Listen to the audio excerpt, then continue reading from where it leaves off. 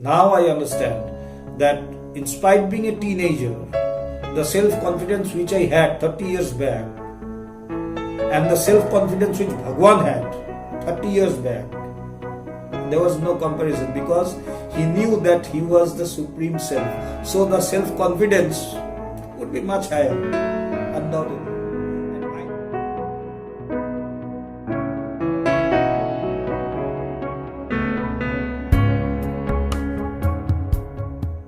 Self-confidence is the first thing which comes when you proceed in the path of spirituality and in the path of self-realization.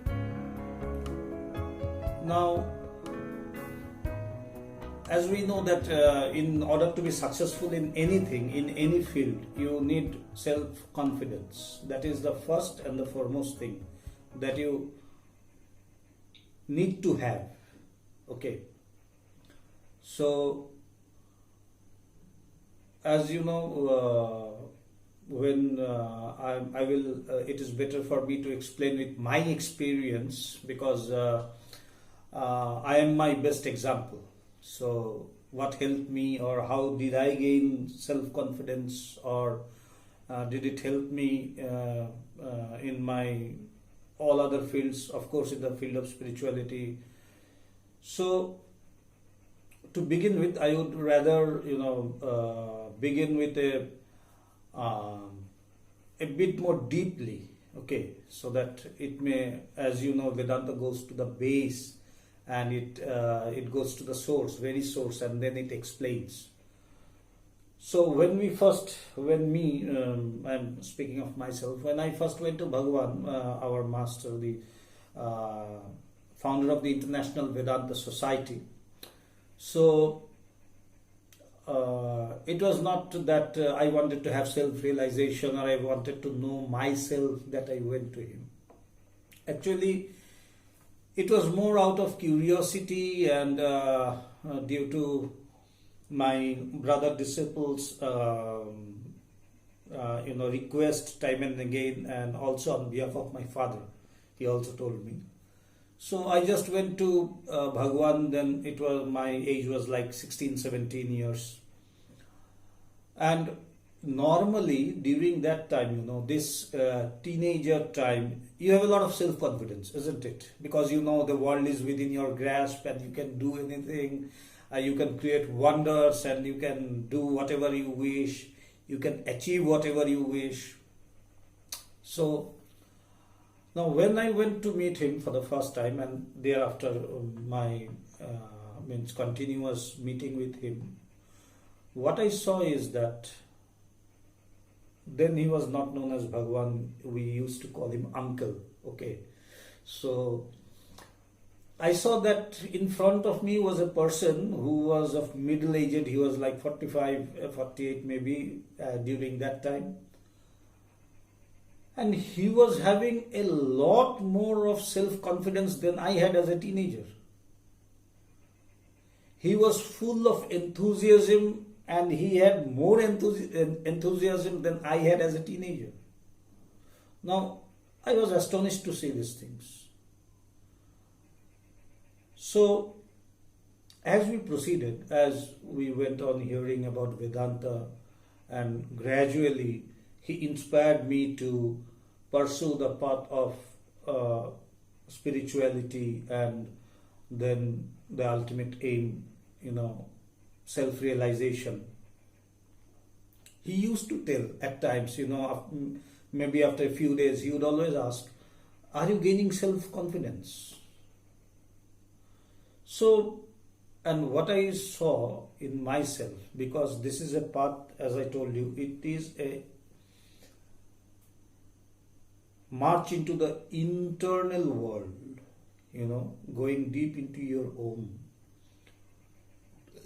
So, I saw that yes, I was, with every passing day, I was gaining self-confidence.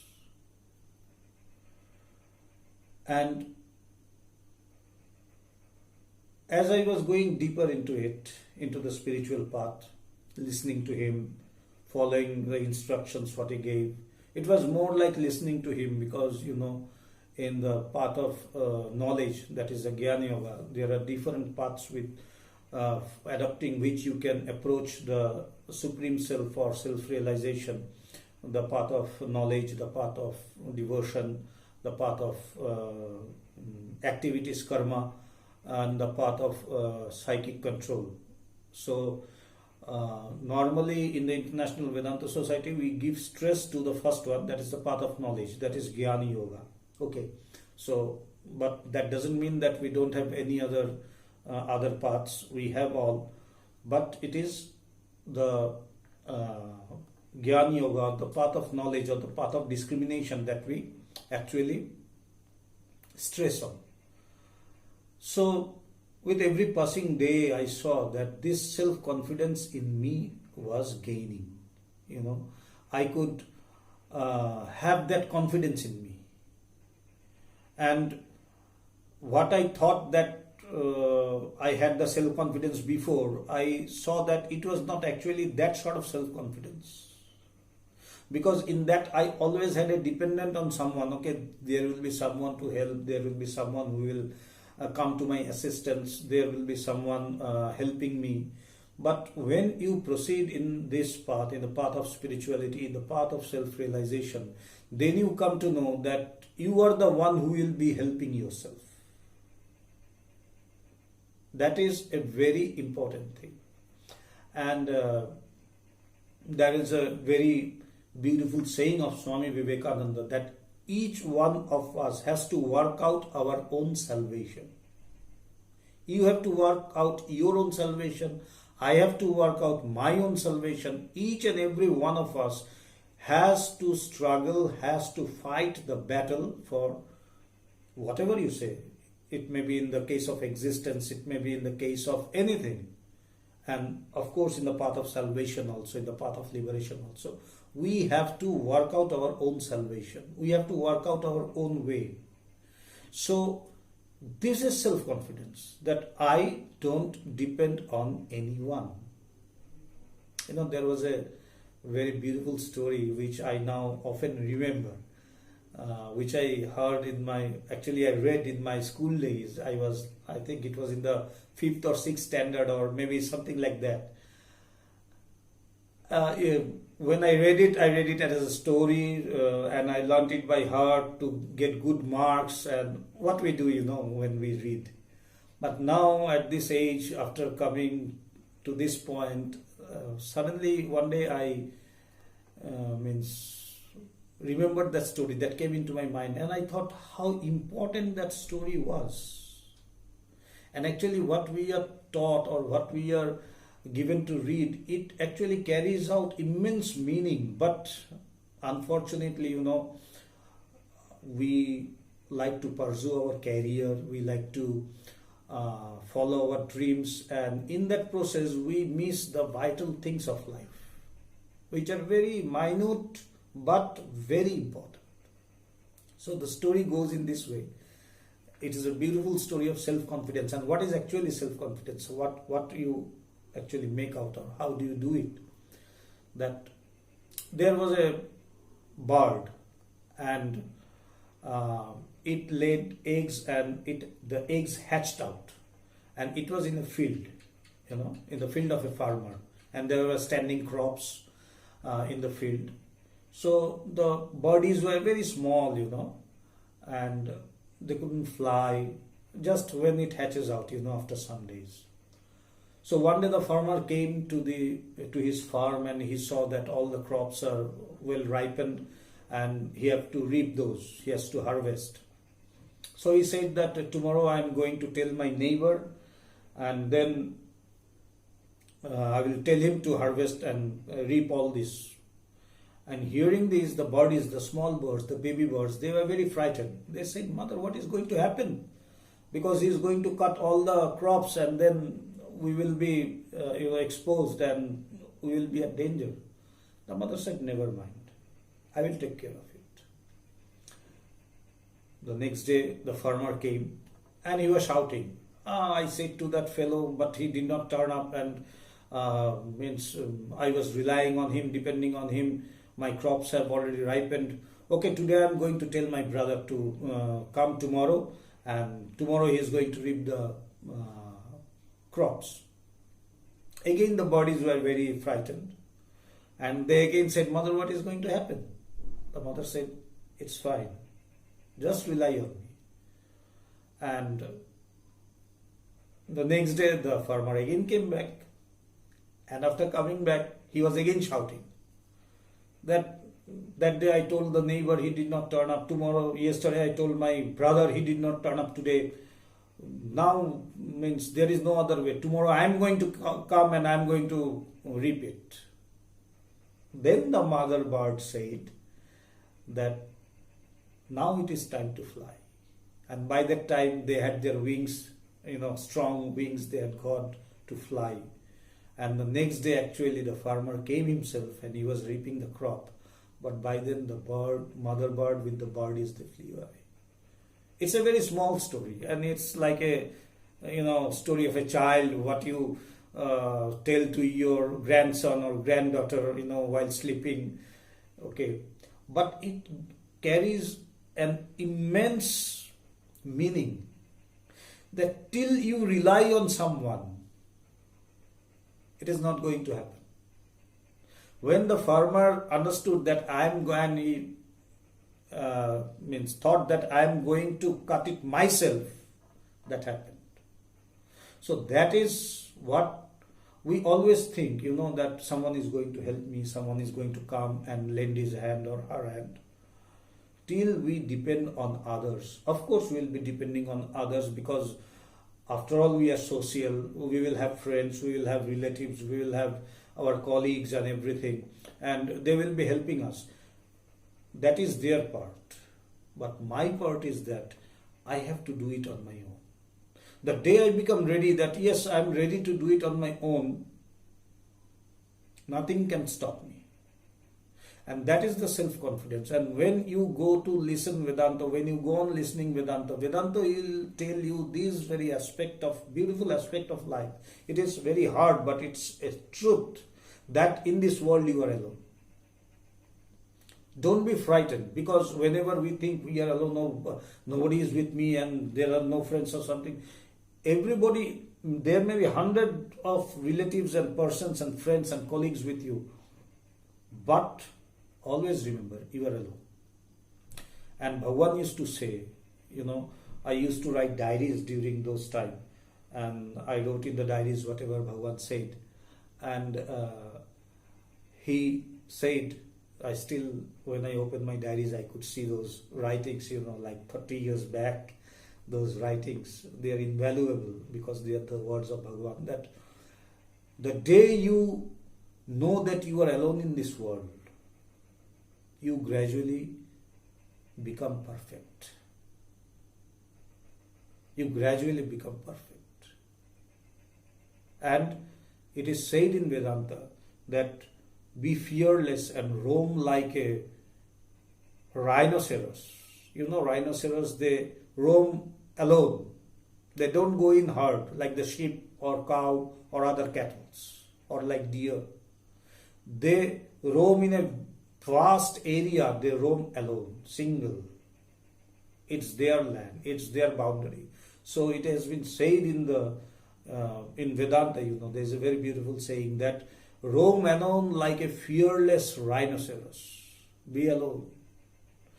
And that alone is not, that is not, there are actually, as I say often, that you actually don't have, actual English term for everything, So it is not actually being alone, it's actually solitude. It's solitude. Alone means there are many and I am alone. I have no one with me. That is being alone. And to be on my own, to be, immersed in the self or being alone like the rhinoceros means there is no second existence. There is only one existence, and that is the Atman or Brahman. And that is myself, which Vedanta proclaims that in your nature you are ever pure, ever divine, and ever existent. So that is your existence. And when I come to know about this, when I go on hearing from the Guru, when I go on hearing from the preceptor that, okay, I am alone and this is my nature, this is my existence. So you already become, fearless, and you become so beautiful. We often used to see, when we used to go to Bhagwan, that he would be loitering alone in the passage which was in front of his house, railway quarters. There was a passage like thing, a few meters. And he will be loitering in the passage up and down, alone, quietly. It was so beautiful to see him. It was really beautiful to see him. Loitering alone. This alone is not that there are many and you are alone, you don't have any friends. No, not that. This being alone means there is no other second existence than me.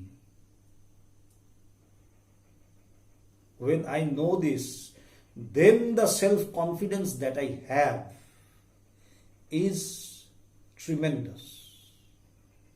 It's an unimaginable self-confidence, because the self-confidence, the word self-confidence, there are two words, self and confidence. The self-confidence which I have, or normally a person has, depends upon his identity, what he knows about himself. I am this, I am that, and this is my designation, this is my identity, this is my, these are my capacities. But with Vedanta, what happens?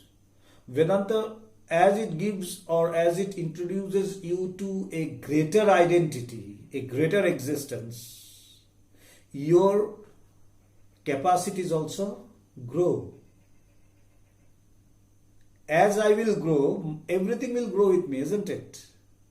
My capacity, my strength of doing the things, my strength of enduring the things, my strength of accepting the things, they will grow immensely. So, as Vedanta introduces me with a greater existence, and in fact an infinite existence, what happens? My self-confidence grows, because that self which I used to know and which I used to think that yes, this is my self-confidence, that very self changes into an unlimited, unbounded one. So as my self, my conception or my idea of self changes, my self-confidence also changes. It grows, it multiplies in an unimaginable way. Then you know that you can do anything. Nothing is impossible for you.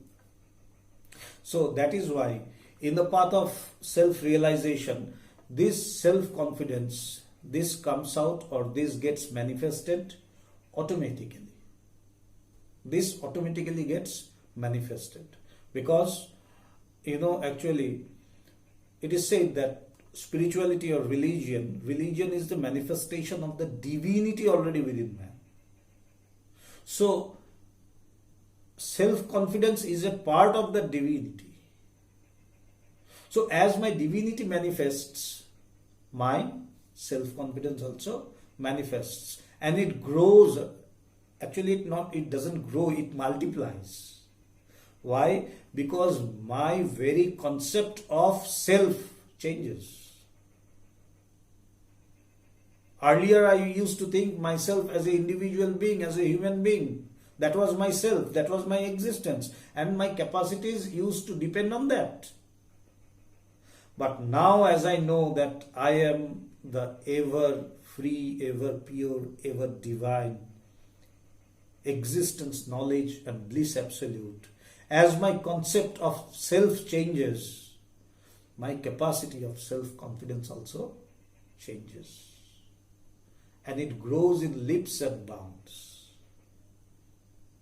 That is why now I understand that in spite of being a teenager, the self-confidence which I had 30 years back and the self-confidence which Bhagwan had 30 years back, there was no comparison, because He knew that he was the Supreme Self.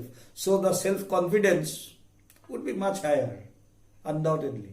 And I knew myself as a teenager, okay, I have fresh blood and this and that. So that was limited. So my self-confidence was also limited. Because upon my identity depends my world. Your identity depends upon, your world depends upon your identity. My world depends upon my identity. As my identity will change, my world will also change.